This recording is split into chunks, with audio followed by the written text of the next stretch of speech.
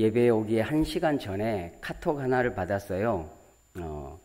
그 모임 중에, 목회자 모임 중에, 이중 목회라. 그러니까 생업을 위해서 일도 하고 또 목회도 하고, 주로 개척교회죠. 그래서 그런 모임을 한 2년 전에 저도 우연찮게 초대를 받아가지고 광주에서 세미나도 하고 격려도 받고 뭐 식사 제공도 받고 그랬었습니다. 그런데 그 단톡방에 있는데 어쩌다 오랜만에 문자가 왔어요. 카톡이요. 그래서 이 독도 문제죠. 우리 대한민국의 외교부와 일본의 어떤 정부기관과 이렇게 어떤 힘 교류 안에서 미국에서 독도를 온전하게 인터넷 상 안에서 대한민국의 독도는 대한민국의 영토라는 것을 미국 인터넷에 올렸다고 그래요. 그래서 뭐 독도 얘기는 중요한 부분이지나 그 의미적 해석을 하는 거죠. 진정한 해방, 자주국방, 내 민족의 영토를 지키는 것은 국민 한 사람으로나 정부로나 민족적 줄기를 이어가는 후손들의 어떤 사명감이기도 하죠. 그래서 어떤 의미에서는 이 독도라는 것은 우리 대한민국의 정체성에 큰 획이 있고 또 해방의 어떤 마지막 방점을 온전하게 찍는 그런 부분이기도 합니다.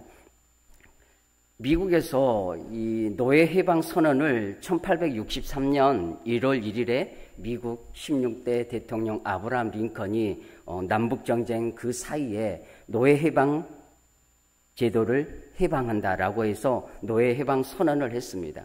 그래서 그 날짜가 6월 19일이에요. 그래서 지금까지는 연방정부, 미국 모든 주에서는 다 쉬지를 않았고, 그러나 2021년에 바이든 대통령이 몇 년 전이겠네요. 6월 19일을 연방 공휴일로 지정해서 법에 서명을 했어요. 그래서 모든 미국의 주에서는 이 날을 우리나라의 8월 15일처럼 그런 국가적 휴일로 정했다라는 겁니다. 그래서 노예 해방이라는 단어는 우리 민족에게는 피부로 와닿죠. 저나 여러분들에게는 직접 경험한 분이 대부분 없습니다. 그러나 역사적 흐름 속에 우리가 경험하지는 않았지만 가슴에 피가 끓고 있는 부분이 이 부분이죠. 민족 공동체이기 때문에 그러지 않겠습니까? 그래서 우리 민족은 다른 민족도 그렇겠지만 피지배 국가를, 나라를 빼앗겨 보았고 침략을 당해 보았고, 그렇기 때문에 해방이라는, 자유라는, 억압에서 노임이라는 이런 부분에 대해서 상당한 이런 의미가 크죠. 그래서 목포의 눈물이란 노래를 옛날엔 잘 몰랐어요. 그냥 목포의 눈물 유명한 것보다 이난영 씨가 부르니까 히트 쳤나 보다 어렸을 때는 그렇게 생각했는데, 목포라는 그 도심, 구도심에 가보면 일제의 잔재가 아직도 고스란히 남아있어요. 역사적 보존의 가치도 있고 아직 개발되지 않은 부분도 있고, 그런데 이 목포라는 땅이, 목포항이라는 것이 수탈의 장소였다는 거죠. 우리 농산물과 광산물과 여러 이 땅에서 난 것들이 배에 실려서 일본으로 혹은 타국으로 수출되어지기도 하고 약탈의 장소로 사용된 게 목포의 눈물이다. 저도 경험하지 못했기 때문에 그 눈물이 얼마나 깊은지는 모르겠습니다. 그러나 역사적 자료나 사실로 보면 얼마나 그 눈물바다였고 서름의 그런 곳이었지 않나, 그런 생각을 해봅니다. 이런 해방의 기쁨, 자유의 기쁨, 어찌 보면 동일하게 이스라엘 민족은 이 애굽에서 종살이했던 기나긴 약 400년에서 430년 동안 종살이를 해봤기 때문에 억압받고 핍박받고 채찍질 당하는 노예의 삶을 그들은 살아보았기 때문에 우리 민족이 가지고 있는 이 해방의 기쁨에 대해서 공감을 가질 수 있는 거죠. 그래서 이 이스라엘이라는 나라는 우리보다 더해요. 우리도 나라 사랑하잖아요. 어느 국민이, 어느 나라건 국민이 나라를 사랑하겠죠. 그러나 그 정도에는 차이가 있다라는 거죠. 대한민국의 전쟁이 혹여라도 나면 안 되죠. 예를 들어서요. 예를 들어서 그러한 급박한 일이 당할 때 해외에 있는 청년들이 비행기를 타고 이 대한민국 땅으로 돌아올까? 그러나 좋은 퍼센트는 나오지 않았어요. 그럼에도 불구하고 많은 청년들이 내 조국을 지키기 위해서 비행기를 타고 대한민국의 땅으로 가겠다. 그렇게 남긴 설문조사가 있어요. 가장 두드러지게 이스라엘 나라는 여성들도 군에 갑니다. 처음에는 전투 병력에 배치되었다가 한 번은 어떤 일로 여군인이 총살에 이렇게 살인당하는 걸 이 남자 군인들이 볼 때 이성을 잃어버린다고 해요. 그래서 총을 들고 전선에 혹은 전투 현장에 나가지는 않지만 여군들이 모두 다 이렇게 나라를 지키는 데 이바지한다는 거예요. 왜냐하면 이스라엘은 우리보다 더 뼈아픈 역사가 있거든요. 2000년 동안 나라 없이 헤매이다가 우리와 동일하게 2차 세계대전 이후 끝나는 1948년 그때에 나라를 되찾고 유엔에서 인정해줘서 이스라엘이라는 땅에서 정착하고 살아가는 겁니다. 지금 팔레스타인과 이런 땅에 대한 논쟁은 역사적 뿌리를 깊이 두고 있다는 거죠. 그래서 그들은 하나님의 약속하신 땅, 비록 구약적 관점에서 유대인들이지만 하나님께서 아브라함 조상에게 약속하셨고 그 후손인 우리가 이 땅을 쟁취하고 지켜야 되는 그러한 민족적 사명이 어느 민족보다 강하다는 거예요. 우리 대한민국보다 더하다는 거예요. 우리 대한민국도 두 번째 가라하려면 서럽잖아요. 대한독립 만세를 외치며 항일 운동을 펼치며 임시정부를 통해서 했다는 거죠. 역사적 교훈에서 보면 안타까운 것은 그래요. 우리 독립군이 자주적으로 일본을 몰아냈으면 얼마나 좋았을까. 그러나 그러지는 못했지만 그래도 우리는 해방이라는 것을 경험해서 우리의 성씨와 우리의 언어와 우리 민족이라는 자주라는 것을 경험해 봤다는 겁니다. 오늘 본문에서 하나님께서 이스라엘 백성에게 민족을 형성하셨을 때 모세를 통해서 여러 가지 법들을 제정하시는데 그 법 중에 오늘 레위기 25장에서 희년이라는 법이 있어요. 희년. 자, 희년이라는 것은 이제 히브리어로 요벨이라고 그래요. 이 요벨은 순양의 뿔로 만든 나팔이래요. 한번 그림 한 사진 하나 보실까요? 이게 요벨이에요. 이 대속죄일 7월 11일 유대 달력으로 7월 10일이 되면 대속죄일이에요. 그날의 요벨이 이 요벨 나팔을 순염소의 나팔을 불면서 희년을 선포한다는 거예요. 안식일은 며칠 만에 돌아오죠? 7일. 안식년은요? 7년. 희년은요? 7년을 7번 곱하면 49년이고 그 다음에 한 50년. 50년 되는 해를 희년으로 지납니다. 그래서 성경에서 레위기에 있을 때 희년은 50년마다 돌아오는 희년이에요. 그래서 오늘 이 희년을 하나님께서 이스라엘 백성들에게 주신 의미가 무엇이고 오늘을 살아가는 우리에게 또한 이 희년이 우리에게 무슨 어떠한 의미가 있고 그 의미만 우리가 받는 것이 아니라 그리스도인으로서 삶의 영역 속에서 어떤 희년의 정신을 가지고 그리스도인으로서 살아가는 삶의 노력들이 있어야 되겠는가라는 부분에서 간단하게 좀 살펴보고 정리하고자 합니다. 희년이라는 것은 말씀드린 대로 유대 달력으로 7월 10일이에요. 이날에 아사셀 염소가 있어요. 2마리 염소를 가져와서 한 마리는 머리에 안수해서 희생 제사로 하나님께 태워서 드려요. 번제로. 그리고 한 마리는 안수해서 광야로 내보내요. 무슨 뜻일까요? 자유예요. 이 아사셀 염소는 자유. 그리고 한 마리는 희생 제사로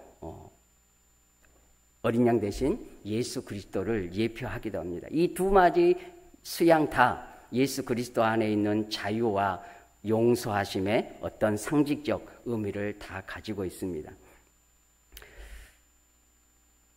매년 나팔절에 이 꼬불꼬불한 이 요베리를 같은 그 굽은 나팔을 불면서 희년의 어떤 기쁨을 그들이 누렸다. 이 희년은 이사야 61장 1절로 3절에 보니까 이미 이사야 선지자를 통해서도 계속적으로 희년에 대해서 예언하고 있고 그 예언에 희년의 의미를 상기시켜 줍니다.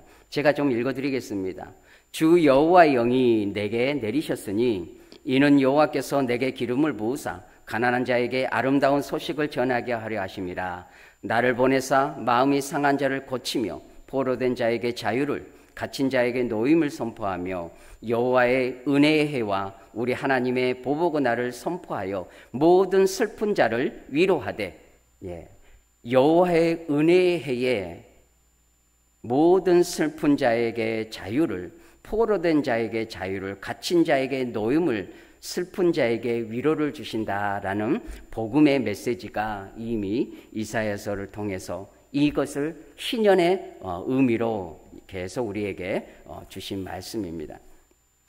이 희년의 의미가 사도행전에서도 사도 바울이 자신이 다메섹 도상에서 예수 그리스도를 만났을 때에 그 시간을 회상해 보면서 주님을 다시 만났을 때의 그 희년의 의미를 이렇게 표현하고 있어요.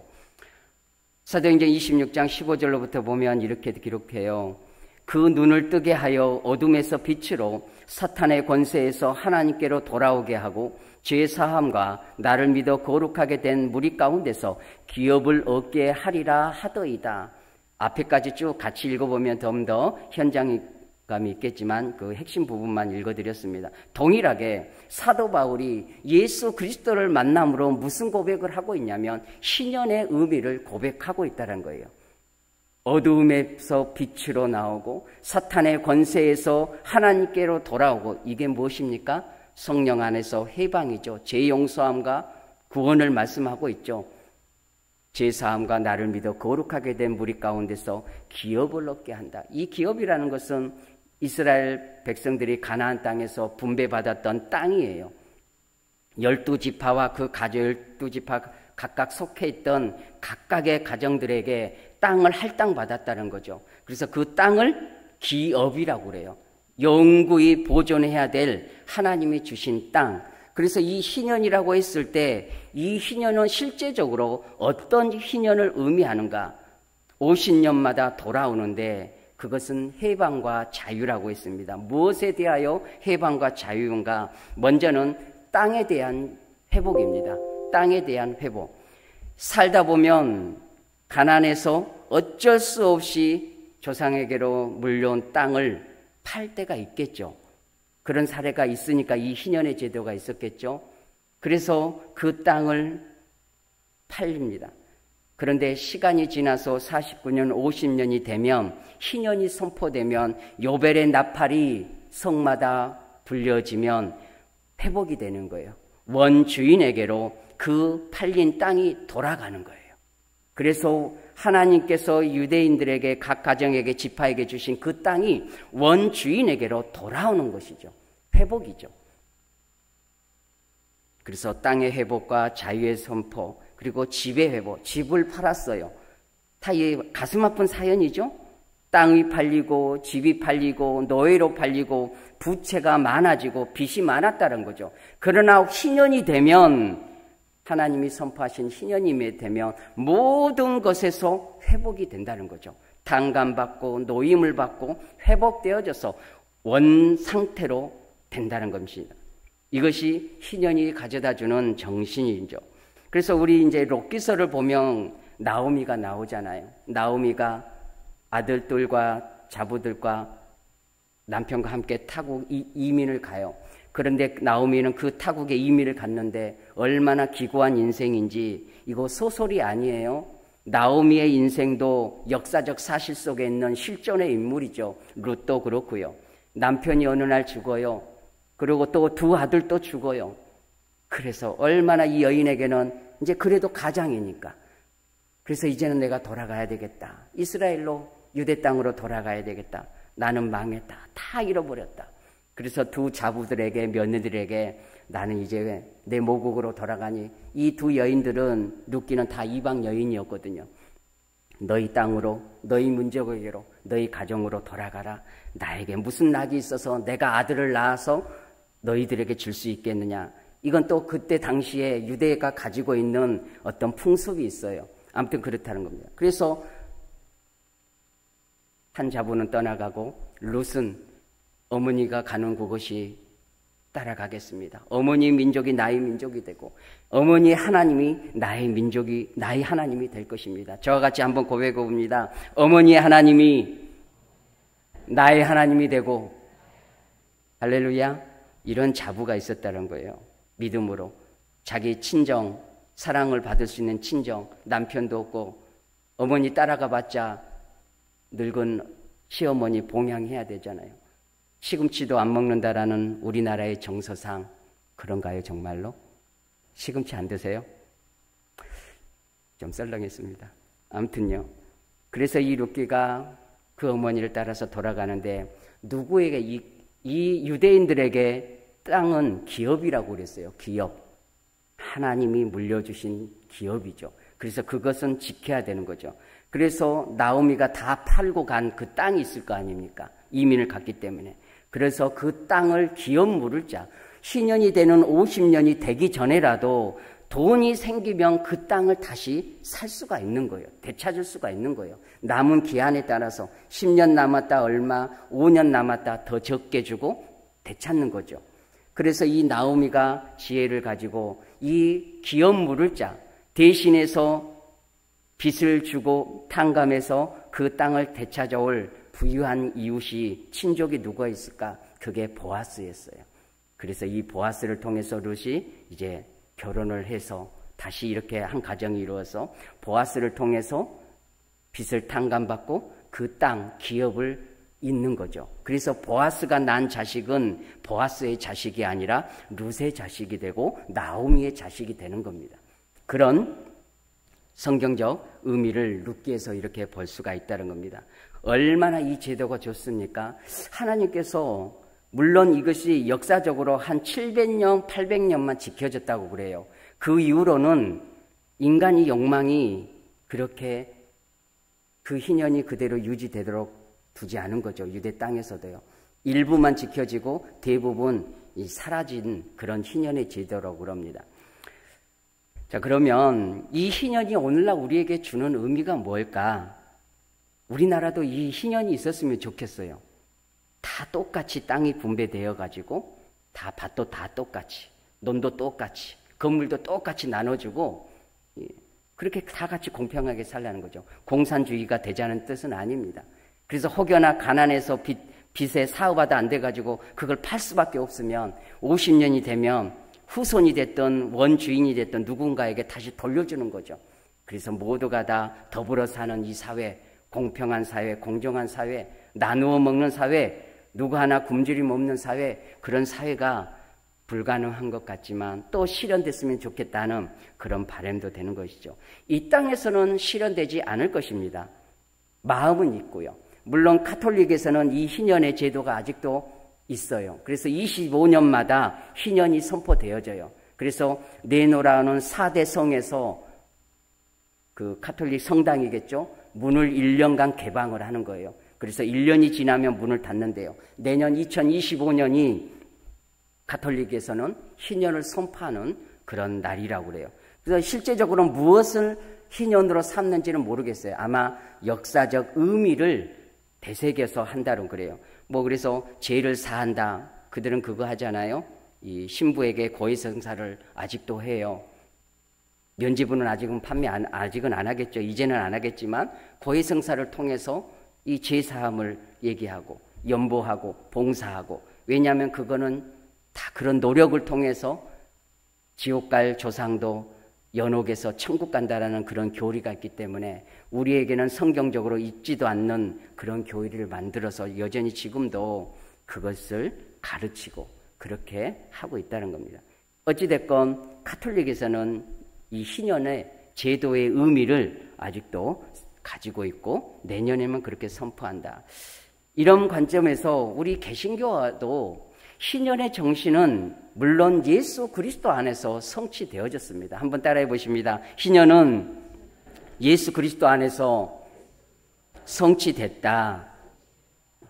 모든 것에서 자유를 선포할 수 있는 분은, 모든 죄에서 노임을 줄 수 있는, 모든 사탄의 억압에서 해방시킬 수 있는, 모든 죄와 눈물 아픔에서 자유를 줄 수 있는 분은 오직 예수 그리스도입니다. 할렐루야.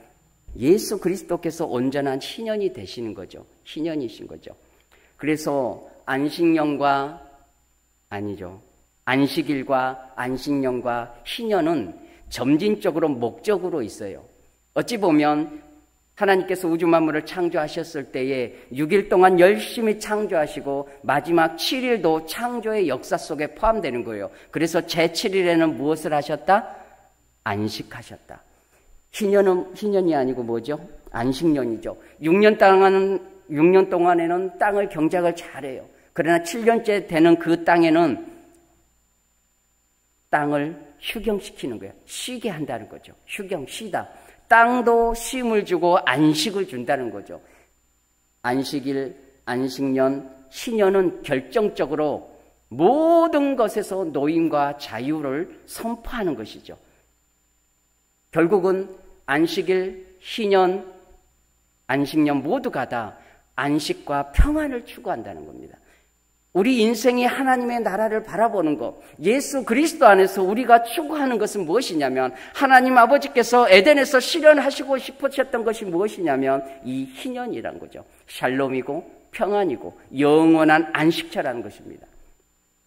그래서 그것을 우리에게 주기 위해서 일시적으로 훼손된 에덴의 그 기쁨이 예수 그리스도 안에서, 독생자 안에서 이루시려고 희년으로 오신 예수 그리스도, 그분을 통해서만이 온전한 영원한 희년이 우리에게 선포되어질 수 있기 때문에 그렇습니다. 그러면 누가복음 4장 18절과 19절에 보면 희년으로 오신 예수 그리스도, 이 말씀을 한번 살펴보겠습니다. 한번 말씀을 같이 읽어볼까요? 자, 누가복음 4장 18절 있죠. PPT가 제가 보내드렸는데 찾아보실까요? 이거 의미가 있기 때문에 누가복음 4장입니다. 누가복음 4장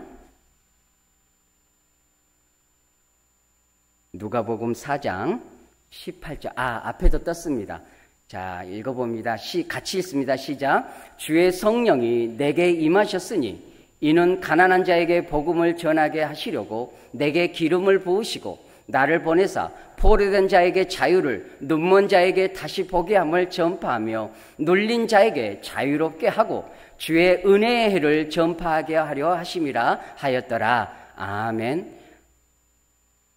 이사야 61장 말씀과 거의 80% 90% 핵심 내용은 똑같은 거죠. 그래서 이사야 선지자를 통해서 이미 예언한 것은 뭐냐면 희년으로 오실 예수 그리스도를 이미 이사야 선지자를 통해서 예언을 한 것이고, 그 예언의 성취가 누가복음 4장에서 예수님이 자신을 희년으로 오는 예수 그리스도다, 가난한 자에게 복음을 전파하고 포로된 자에게 자유를 주고 눈먼 자에게 다시 보게 하고 눌린 자에게 자유를 주는 주의 은혜의 해를 전파하게 하려나, 곧 기쁨의 소식이요 복음의 소식을 예수 그리스도께서 희년으로 가져오셨다, 희년으로 오셨다라는 것을 예수님 자신을 보인 말씀이라는 것입니다. 오늘은 조금 정리해서 이제 말미로 갑니다. 그러면 이런 고민을 해봅니다. 정말로 예수님 믿는 성도라면 하나님께서 붙잡고 계셔서 예수 그리스도 안에서 우리를 하나님의 나라로 천국으로 인도하실 것입니다. 할렐루야. 그러나 하나님 나라로 가기까지, 주님 배울 때까지 우리는 이 땅에서 생존해야 됩니다. 잘 살든 못 살든 건강하든 연약하든 어떤 지위고하를 막론하고 우리에게 주신 삶의 여건 환경에서 우리는 그리스도인으로 살아가야 합니다. 그러면 예수님이 희년인데 우리가 희년을 누리고 있는 우리가 온전한 희년은 하나님의 나라에서 누리겠지만 이미 영적으로 우리가 희년을 누리고 있지 않겠습니까? 그러면 희년을 누린 우리가 이 세상에서 어떤 자세로 희년을 먼저 맛본 내가 어떤 삶을 세상 가운데 보여주며 살 것인가라는 숙제가 조금 남습니다. 이것저것 하면 또 길어지니까 제가 좀 뺄게요. 그러나 이거 하나 간단하게, 탕자의 비유가 희년의 선포입니다. 자기 자신의 빚을 다 탕감하고 허랑방탕하게 살다가 먹을 것이 없어 돼지가 먹는 그 열매를, 지엽 열매를 먹을 만큼 혹독한 바닥 같은 인생을 살 때에 아버지를 생각한 거죠. 아버지께 돌아가면, 아버지께로 가면 내가 좀 더 먹고 살 것을, 내가 아버지께로만 가면, 그래서 아버지께로 돌아왔을 때에 버선발로 뛰어나가 아버지가 어그로 안고 입 맞추고, 그래서 잔치를 벌이면서 채색옷을 입히고 가락지를 끼워주고 모든 신분적 상승, 회복을 탕자에 비해서 하는 것입니다. 하나님 아버지께서 우리를 기다리셔서 회복시키고 원하시는 그런 탕자, 희년. 그래서 탕자의 비유 속에서 하나님의 희년이 실현되어는 것을 우리가 보게 됩니다. 우리 경주 채부잣댁이라는 그런 실존 인물이 있어요. 제가 이렇게 알고 있었거든요. 부자는 망해도 3년은 먹을 것이 있다. 저는 이렇게 좀 기억을 하고 있었는데 또 이런 표현도 있대요. 부자는 3년을 못 간다. 이런 표현을 인터넷에서 봤어요. 그래서 과연 뭐가 다 맞나? 둘 다 맞고 둘 다 틀릴 수도 있겠죠. 꼭 3대만 가겠습니까?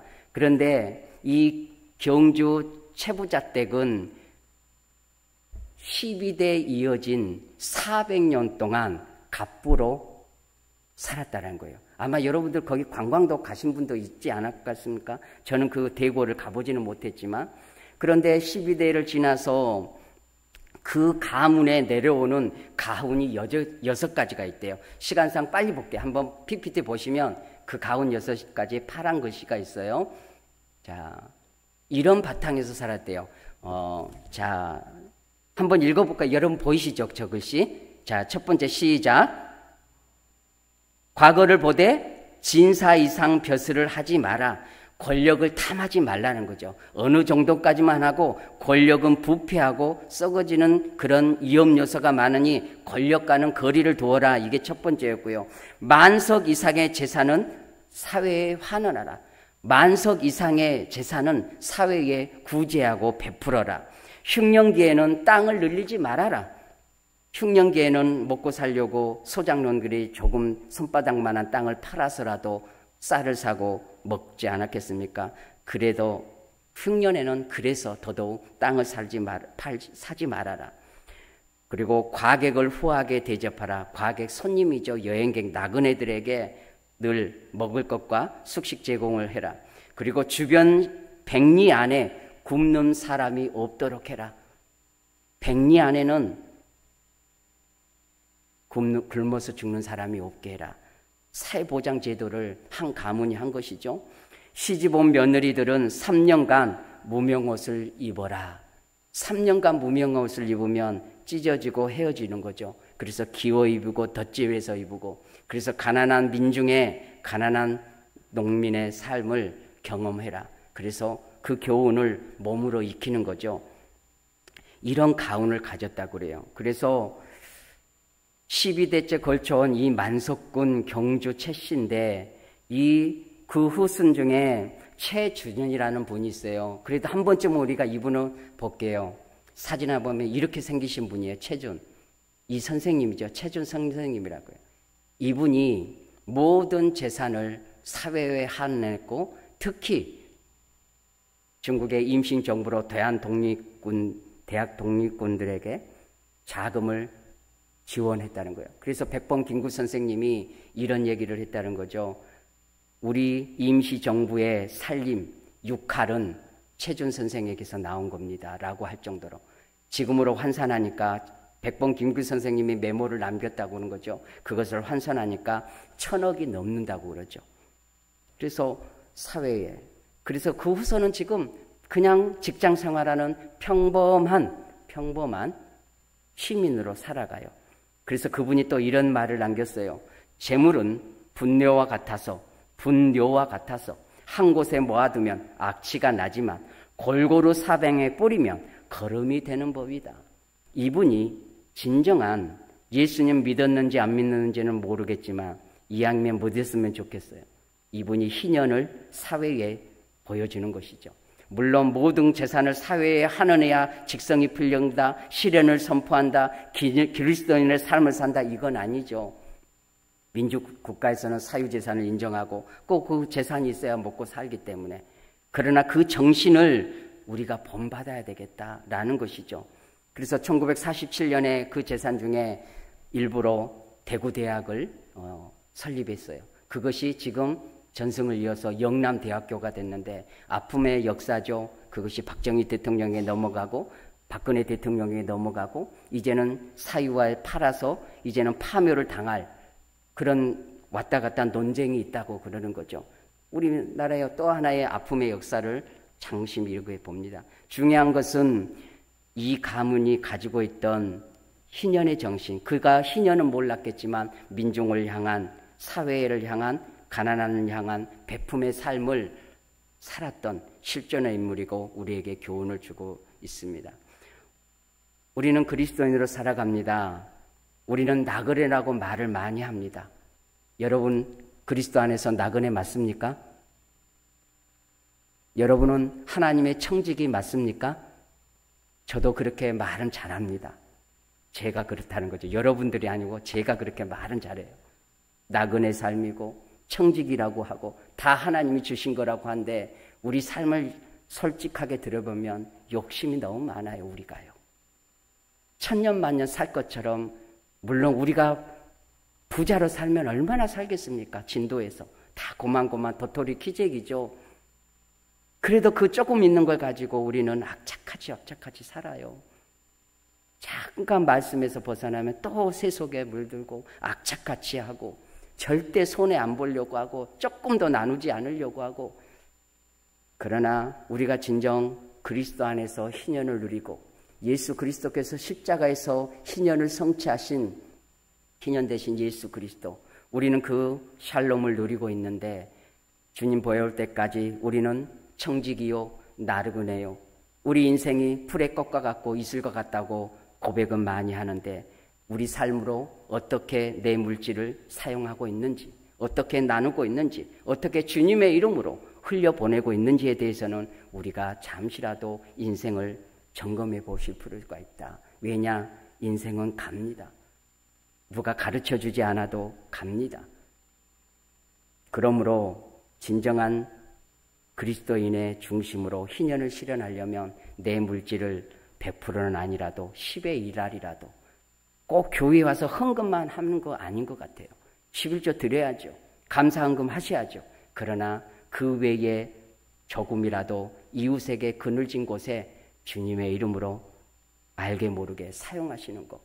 그래야 이 진도 지역에 이 중앙교회가 그런 일들을 지금도 해오셨겠지만 이 희년의 정신을 오늘 들으면서 그런 인생을 좀 살아보는 이 최준 선생님과 같은 멋진 분이 좀 닮아가고자 하는 그런 마음이 있으면 좋지 않는가, 그런 생각을 해봅니다. 아무쪼록 진정한 그리스도인이고 희년을 누린 우리라면 우리 주님 배울 때까지 희년을 100의 1%라도 실천하며 살아갈 수 있는, 감사함으로 기꺼이 내어드릴 수 있는 주님의 영광을 나타내는 우리의 삶이 되어지기를 주님의 이름으로 축원합니다. 기도하겠습니다. 하나님 아버지 감사합니다.